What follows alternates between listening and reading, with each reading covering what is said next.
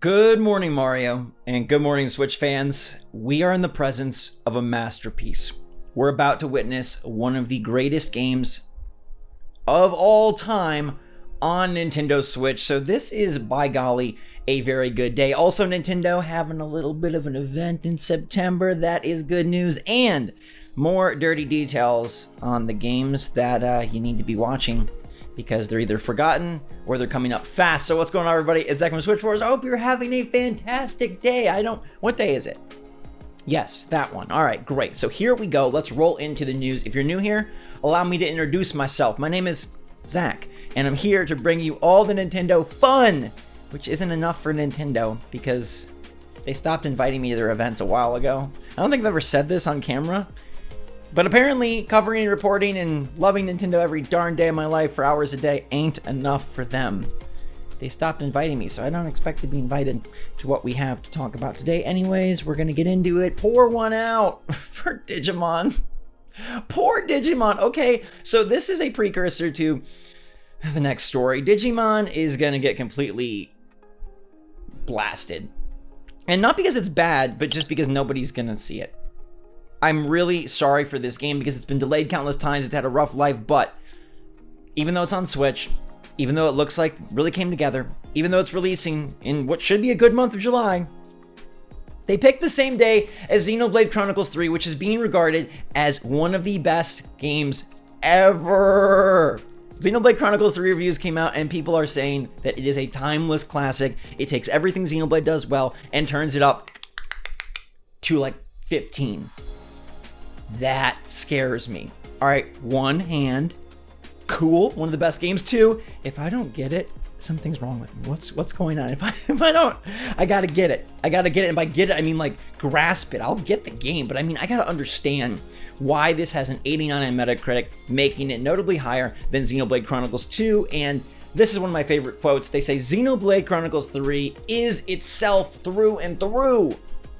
And that is a good thing because this is paying homage to the series by taking every system and making them better, tighter, deeper, bigger. 150-hour game coming at you. $60 gets you 150 hours of Ouroboros interlinking action with 10-year-olds. Because in this world, they can't live beyond 10. Why?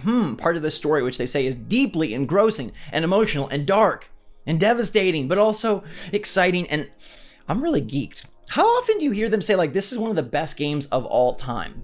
That's something that you don't just throw around. One of the best JRPGs ever. Pretty cool. And I think this, I don't see how anything else on the Switch could top this for Switch Game of the Year. And I really hope that it gives Elden Ring a run for its money, because despite Elden Ring's coolness, I think Elden Ring's overrated. And I'd love to be part of the camp that's like, Xenoblade, Noah, let's go. That's what I want to be chanting at the end of the year. Are you moved by the movement that is Xenoblade Chronicles 3? If you're like me and like not super into this franchise, are you drawn? Do you feel compelled to try this one because it seems like the best yet and people love it and it resounding reviews like across the board? Yes, yes, and yes. But if it's not for you, then well, I want to make it for us. I want to figure this one out. Xenoblade Chronicles 3 has fantastic reviews and is coming out Friday, and we are going to see what it's all about, and we're going to see if we can love it. All right, I told you Nintendo is coming back to an event in September, and they are. It's going to be PAX West, which means they're bringing their latest and greatest games. What will they be? Pokemon? Splatoon? Bayonetta? I'm not sure, but Nintendo is coming back after COVID caused all sorts of chaos in all sorts of events and conventions. Conventions themselves have just kind of been poof, which has been sad because I love going. I don't know if I'm going to PAX West. Will Nintendo even want me there? Like I said, they stopped inviting me sometime last year. And it's really like a bit of a gut punch just because, do I not? I love them enough, and I don't think it has to do with like, oh, did I say something negative about Nintendo or not? They're just very particular, they're very picky, they're very fickle. I don't know, they're just a beast. You notice that many of the big Nintendo YouTubers, this isn't just a me problem, don't interact with Nintendo, which is crazy and really not like any other company, because even still, even though my old Ghost Roller channel is pretty much defunct, I still have good contact and relationships with Sony and Microsoft, Ubisoft, EA, all that. But Nintendo, the one that I devote my life to, they're not about it. But it's cool that they're about PAX West. They'll be back. Hopefully the convention goes off safely and with a big shebang, meaning that there's a lot of cool games. It would be great if Nintendo had a direct around this time so that they could show off some new stuff. Maybe that Metroid Prime Remaster. Maybe bring back Advance Wars. Maybe some new indies. In fact, we should have an Indie World coming up in August. Those, well, at least previously, happen regularly. And I bet they'd like to show off a bunch of new indie games at PAX West. So TBD on that. I'll have to see if I'm gonna go. What exact day is it? Let me find out here. It's gonna be September 2nd to September 5th. That's my brother's birthday. All right, and they're gonna require proof of vaccination. Okay. Nintendo, Bandai Namco, Sega, Devolver, Yacht Club. So Nintendo is kind of like the biggest one there. Nintendo is making a bold move and trying to come back because it looks like Sony and Microsoft are not coming back. Nintendo, though, I don't know, they're being ballsy. Maybe they want to show off something big, but probably won't be any direct thing because if there's a direct, I can't see it happening September 1st, right? That would be very early on their schedule. So this will probably be covering Indie World announcements as well as, I bet it's a big showcase for Splatoon 3 since it's right before the release on September 9th. It's a chance for them to get a bunch of people playing it, get a bunch of people excited. Because what is that game? Why is it Splatoon 3? Xenoblade Chronicles 3 just justified the heck out of itself. Can Splatoon 3 do the same? I hope so. It's exciting times. I mean, July is dropping a massive game, but August is absolutely empty.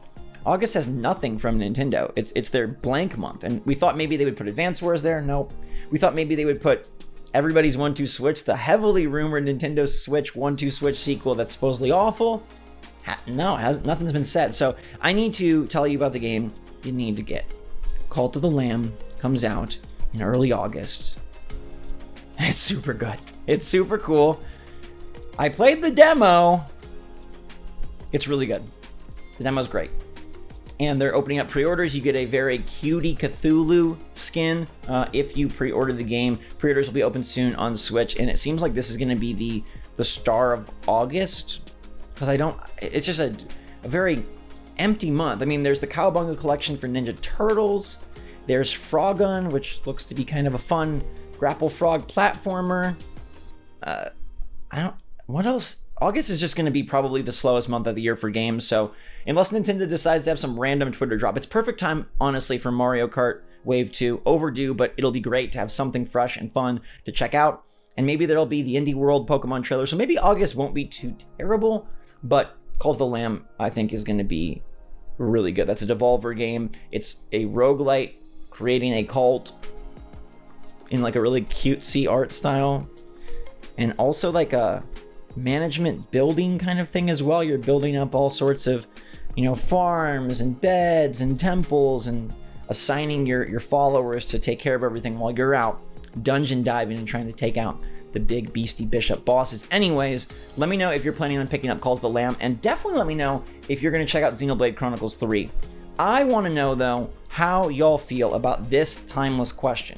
How do you like to watch your movies? All right, and I'm glad. All right, we got big theater going energy here. 38%. I've been back in the theaters. I let you know I still wear a mask and I try to get seats kind of separate. And the theaters here are really good about keeping things open and airy, and they have installed new AC and blah blah blah blah, ventilation, whatever, HVAC, all that stuff. So I feel good about it. And I've been seeing movies in theaters, and I saw Nope and it was amazing, and I saw Top Gun and it was really good, and I saw Elvis and I liked it, and I saw Buzz Lightyear and I thought that was better than anyone said it was, and I saw Jurassic World Dominion and I thought that was kind of poopy, and I saw Marcel the Shell.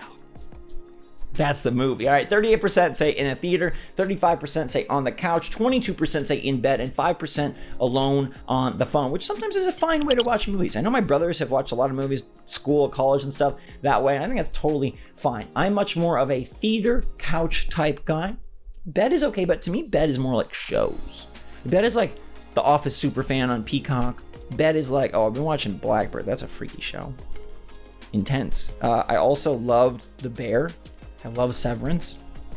A lot of good stuff out on those services lately. Let me know what you're watching in the comments down below. Stay safe, stay healthy, stay happy, stay positive out there. And until next time, my wonderful people, thank you so much Xenoblade, please win me over. My heart is yours, or at least I'm offering it to you. It's your chance at love, Xeno. Till next time, thanks again, everybody. SwitchForce, out.